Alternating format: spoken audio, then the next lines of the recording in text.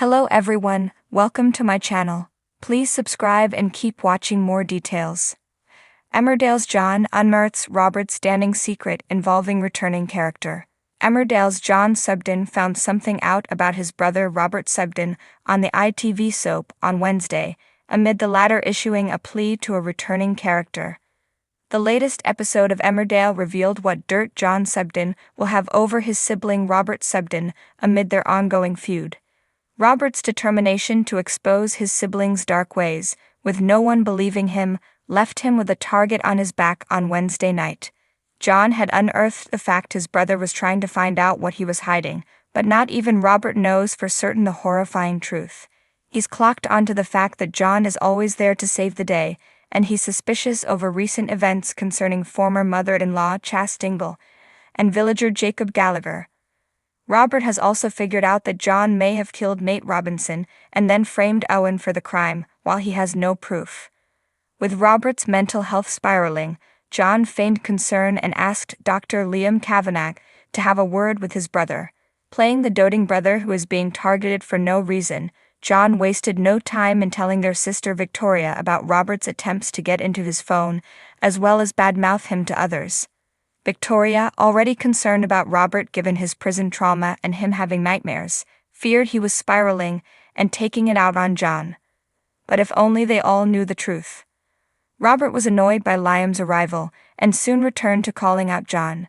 Fishing for information on him, he kept talking about Liam's colleague not being honest and truthful, claiming he had something to hide.